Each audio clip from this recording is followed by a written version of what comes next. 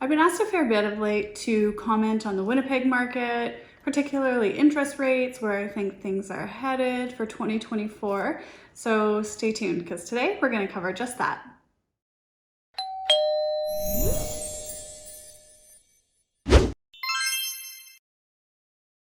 If you don't already know me, I'm Jennifer Queen with the Jennifer Queen team and RE/MAX Professionals here in Winnipeg, Manitoba, and thank you for coming to this channel. If you don't already, be sure to hit that like button and subscribe to our channel. We plan on putting out a ton of content in 2024, so best way to be notified when something new comes out is to do just that. Without further ado though, let's get into why I'm recording this video today. So for those of you that have been keeping an eye on the market, you've likely noticed interest rates have really gone up, not just in 2023, really heavily in 2022. So we're kind of coming out of a period of very aggressive interest rate hikes. And I get it, like there's major concern over these interest rate hikes. There's no sugarcoating it. It has been brutal these last 2 years as people have watched, especially those in variable rate mortgages where you're a little bit more susceptible to interest rate fluctuations. A recent study by Royal LePage indicates that 3.4 million Canadians are going to be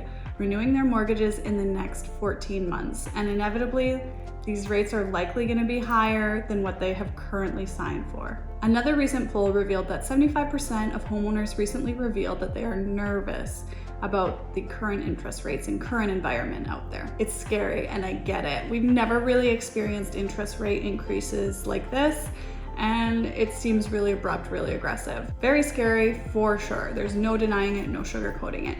However, what I will say is all of these things have happened for a reason. I'll give a little bit of backstory, but I won't go too much into the economics of this. I realize that I might be the only person that really enjoys economics and the background of everything. So essentially though, when the pandemic hit 2020, what we started seeing was government printing money. So we were seeing SEVA loans, we were seeing kind of top ups for people. Just the government was creating more money and pushing it into the system because we were entering an unprecedented time in which there was a pandemic looming, people were staying home, we were all worried that businesses were going to fail, and some did, and that things were going to completely shut down and stymie the economy altogether. So I still think what the government did was right, lowered interest rates to make borrowing more affordable. So there's more money in the market, interest rates are super affordable. What do people do? Once they've settled in and realized this pandemic is here for a bit, they got comfortable and we started spending, and a lot of that included buying new homes because now also behaviors had shifted. No longer was commute to work as important because more people were working from home. So people started moving outwards from downtown core or other areas of the city. We also started to see needs at home changing. So now instead of working from the office, people wanted a home office. People wanted a home gym. They didn't want to be going to major centers where other people were. We saw a ton of behavior shifts. That combined with low interest rates, which made the cost of borrowing so affordable, as well as additional money in the economy, kind of created this perfect storm in which we started to see a huge increase in property values, in bidding wars. The market just went crazy. There's no better way to put it. It was insane for a couple of years there. But what we also have to look at is that periods in which that spending gets out of control, and the housing sector accounts for a huge portion of GDP, and where inflation starts to become out of control. We were hitting 8% inflation. Things start to become unaffordable, and that we're starting to get a little bit too far ahead of ourselves. And the easiest way, quickest way to really address this from a government perspective is to increase those interest rates, to keep borrowing a little bit more expensive so that people aren't going out there and spending this money like crazy. And it worked. We actually did see some slowdowns in the market as the interest rates began to climb. The good news is that we're now hitting an area of inflation that is manageable. Government of Canada is always going to try and target around that 2% rate, and we're getting close to that. So this is last quarter of 2023 that I'm recording this, but things are looking better and more promising for a little bit more stable of a market. The bad news is we went from a target overnight rate in March of 2020 of 1.25% to a 5% overnight rate in the last quarter of 2023. Again, there's no denying this is a huge increase in a very short period of time, and there are people out there that are really feeling it. Variable rate mortgage holders especially. It is hurting. Another thing on the horizon, as a result of those low interest rates in March of 2020, what a lot of people did at that point was say, wow, I've never seen interest rates like this. Let's sign or renew or refinance our mortgage at this new low rate. And a lot of people did 5-year fixed mortgages, and a lot of those mortgage renewals thus will be coming up for renewal in 2025. Usually we see a blend of anywhere from 3-year to 5-year fixed. However, 5-year fixed are the most common of mortgages in Canada, with about 49% of people opting for that option. And funny enough, while if you look at historical information, the majority of people with variable versus fixed rate mortgages, there's always more people in a fixed rate mortgage, and I think that's just because it gives you that level of security.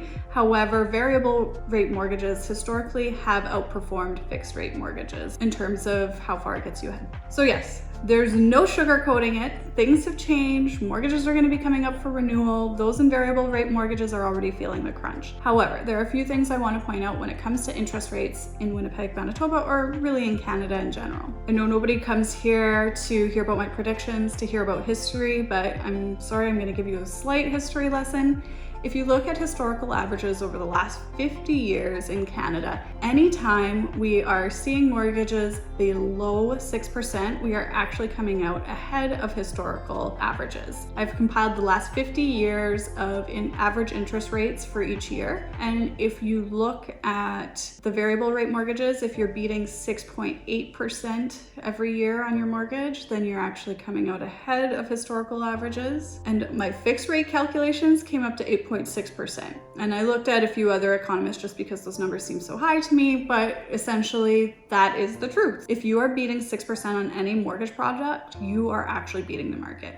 Think about it this way too, if we're always at a 2 or 3% inflation and then the bank needs to make some money on that too, like we were already getting mortgages at a sub-inflation rate in 2020. But if you're beating 6% average, you're doing okay. Or the next suggestion on these interest rates that I have is to get ahead of this. If you are one of those Canadians that is looking at their mortgage renewal coming up in the next 14 months, now is the time to get ahead, not in 14 months from now or 12 months from now. Call your lender, see where you're going to be at the end of your mortgage term. What will your principal be remaining? What will the payments look like at that point? Is it comfortable? A good rule of thumb for now, when your interest rates are still low and you're paying these what could be lower payments, depending on how much principal you've paid down in that 5-year period or whatever your term was, it might be a good idea now to get comfortable with those new numbers. So if your lender is saying, hey, your payments are going to go up by $300 a month in a year, why not tack that on now and start trying and seeing where it puts you? So start paying an extra $300 a month on a mortgage as an experiment. Spread out over a year or a bit more than a year. Who knows? You might find that those rates are comfortable. You're also paying down more principal. So what's the harm, right? But then you at least get a sense now of if these numbers are comfortable so that you know what to do when your term comes up for renewal. Now, just a few things here. Most mortgages I've found, but I am not an expert, do allow you to prepay up to 20% of the total mortgage every year. So there shouldn't be any penalties. However, confirm this with your lender. Can you do this? And if not, put this money aside. Put this $300, say, extra a month aside in a savings account, just so that you still have it. And then when the time comes up for renewal, then you have that cash and you could throw it towards your principal and then take out a lower mortgage. Ideally though, you're going to be able to tack it onto your mortgage and just almost build it in now so that you have essentially future-proofed yourself in the future and have a lower principal amount remaining when the time comes. There are other options too. So what we're hearing is that 24% of Canadians plan to extend their amortization period. So say instead of paying a mortgage out over 20 years, they're doing 25. There are 30-year products out there now again. So there are options if you want to just keep those monthly payments low to keep you in your current home. People are also getting creative. Some people are talking about downsizing. Is that right for you? Depends on your life and your situation, but only you know, right? You got to look at your numbers and feel comfortable in those payments. I've also heard of some people talking about getting creative if they had to, renting out a room or renting out a basement, or like renting out a driveway space if they're near the university or downtown core. There are always options to keep you in your home. It's just doing what's right for you and your situation. Another thing too that I want to caution against is the first thing people do is they say, I'm going to sell and I'm going to rent. Yes, there are definitely situations in which renting does make more sense. However, it's not necessarily always the best case. Only you know what your specific situation is, but call us in if you want an opinion of value. This is what your house is worth. This is what you could get for it in rent. This is the cost to sell. And then if you're going to buy again in the future, you have to look at those costs too. So you also have to look at tenancy rates as well as current market rents right now, because what I'm finding when I'm looking at the market, and we own rentals too, is that even from our property manager, the amounts they're recommending are increasing every year over year, sometimes far more than inflation. And I think it's because what we are seeing is that there's just not that many rentals out there. And also landlords are covering their costs. For us, we've never felt right about those increases, so we didn't take them up on it. I know, don't come at me. I know this is an investment and whatnot, but at the same time, I have to feel good about myself and sleep at the end of the day and know that I'm not squeezing extra money out of somebody and taking advantage of the situation, essentially. Another thing, does anybody even remember 2021 market when rates were at an all-time low? Everybody had adjusted to the new realities. The market was insane. It was not uncommon in Winnipeg, a market where an average house price was around $350,000, to see $100,000 bidding wars. That is insane to me. That is not normal. That is craziness. But that is what happens when interest rates come down. There are more buyers. They're looking at the cost of borrowing as being so low. It makes buying so attractive that we see this flood of buyers enter the market. For me personally, I have always chosen to purchase my properties in at least what I would say is a boring, stable market in which we haven't seen a ton of increase, or in a market where people are scared and there's nobody buying. Honestly, you come out ahead because you get better deals at that time. There are more options. The sellers are more motivated. In a buyer's market, while it feels good, I guess, in that you are buying and everybody else around you wants to buy and you feel like you're part of that herd, it's not the time to buy, because those people now are going to be renewing mortgages at some point, and they paid $100,000 more perhaps than what they should have. But yeah, those people that paid crazy amounts in these bidding wars got caught up in the frenzy. They're also going to have to renew their mortgages regardless at some point. And you don't want to be that person that got caught up in that frenzy. You want to be the person that bought with a lot of thought, foresight, and an understanding of the economics at what has been one of the worst times in terms of interest rates and economics. So I personally would not be scared of buying in this market. What is important is you're looking at the payments, is that you're looking at affordability and comfortability for you as well as your lifestyle, right? And that you are always making those decisions based on what is comfortable for you, not what is happening out there in the market in these frenzies. Another concern I've been hearing a fair bit from people is that people are going to start defaulting on mortgages, and that could happen. We do see that when interest rates go up substantially. We've seen it before, not so much in Winnipeg, but in Canada. Winnipeg has always been its own kind of stable market in which we didn't see these huge increases in prices, so I'm not as concerned about it here, if at all. You also have to factor in the stress test that Canada instituted in 2016. It was for reasons just like this, where we see interest rates increasing, payments having to increase as a result, and people having to qualify as if they were already at higher rates. The government actually already built in some protections for our economy for these reasons. So people who have seen their rate go up by so much in the last little bit, this has still been accounted for. And finally, we have to remember the cost of borrowing. It is not normal to have mortgage rates below that of what inflation should be.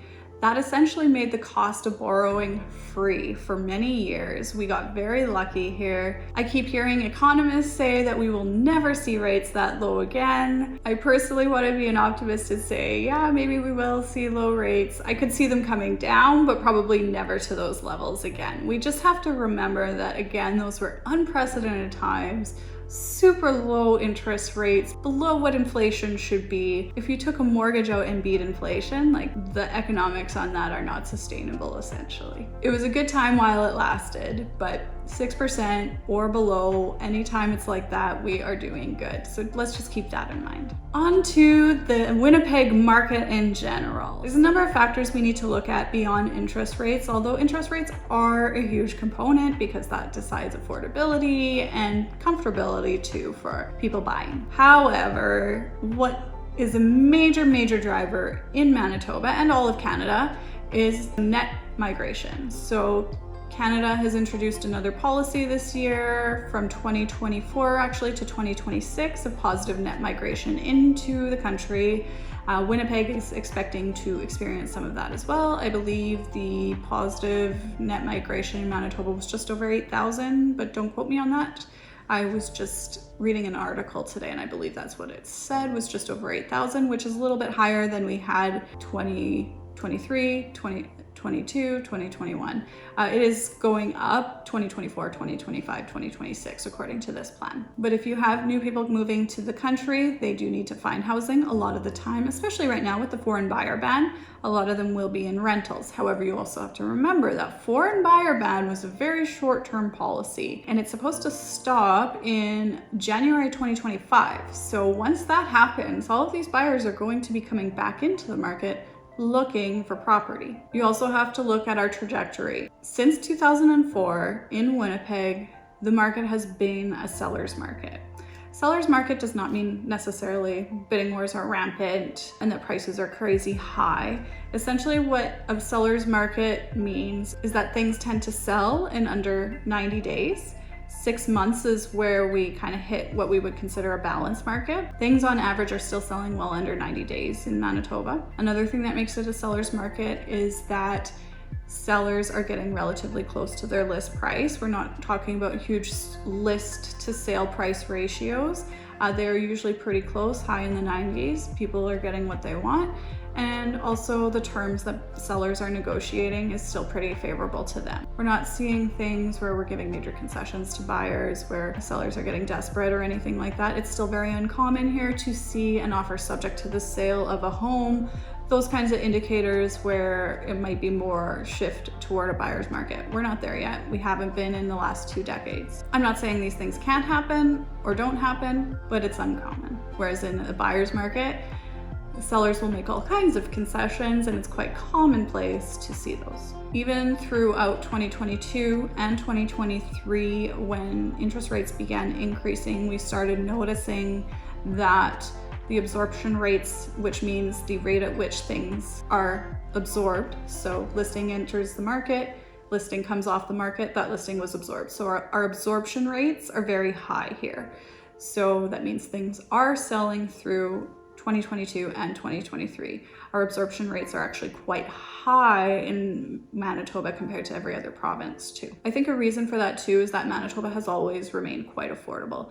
While other cities might be seeing these crazy increases, crazy booms, crazy busts, Manitoba's always just been steady, kind of an affordable market and a market where people will invest in when their market is getting out of control. We see a lot of even investors coming in from BC and Toronto wanting to find property here because it's more affordable. So totally get that. Statistically speaking, we are almost always around half of the national average of home price. So if the national average for home price is 700,000, we're usually around 350. It's not a perfect science, but it's pretty consistent. Another thing I want to comment on at this point too is the condominium market, because that does contribute to our market as an overall whole too.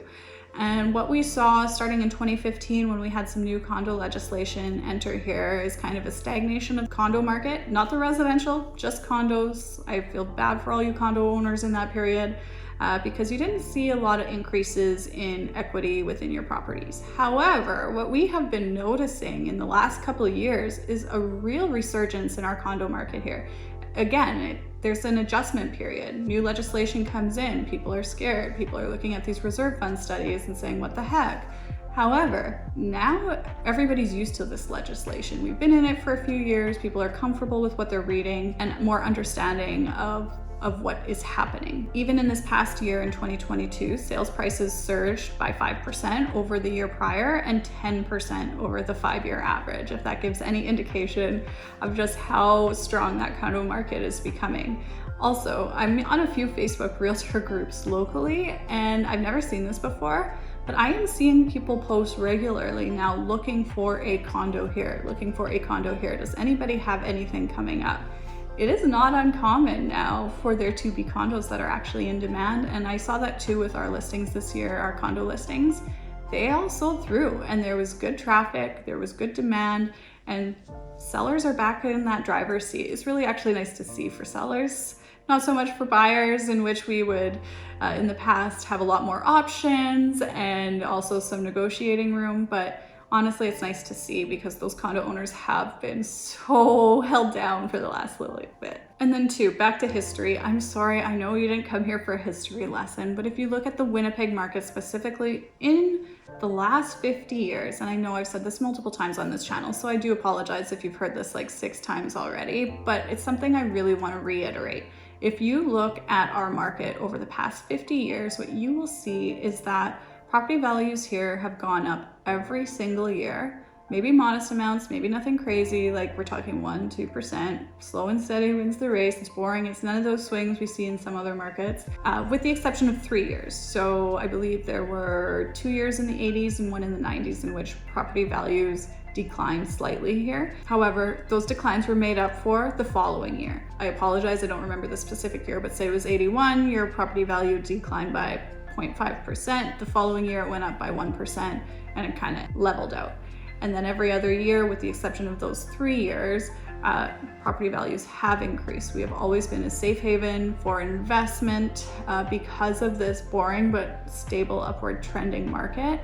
And I anticipate that to be the same. Where you can get into trouble in markets where there's some shift and there's some uncertainty is when you are buying with pure speculation in mind. It would have sucked to sell in one of those years in which things had declined. However, if your intention is to buy and hold real estate long term, A, you're always going to look smart 10 years from now, and B, you are always going to hedge against those market deflations or inflations. So if you are considering buying a home in the next year and you're just terrified because of the interest rates, because you think the market here is going to tank, rest assured that would not scare me. That would not put me off. What would be important to me is that I would find something that is comfortable for me to live in. Perhaps you're not buying your dream home anymore. Some people skipped right from starter home to dream home in that pandemic when rates were low and they could afford a lot more, and I get it. But perhaps it means you're going to buy a starter home that perhaps could even be a good investment in the future. Keep it as a rental or use it as leverage to buy your next property. But don't let the market scare you. It is a stable market in Winnipeg. We are one of the most stable, if not the most stable, in all of Canada. Should add a disclaimer here just to be safe, because I haven't actually done the research on all the other markets, but from my perspective, it is such a solid place to invest that I do it regularly. I will continue to buy property here. I will not let these interest rates deter me, because ultimately, if you are buying and holding and not speculating, you always will come out ahead, historically speaking. So I hope that gives you some confidence. If of course you're one of those people that is really feeling the pressure and strain and feel like you need to sell in the next little bit or want to talk options, give us a call. This is what we specialize in.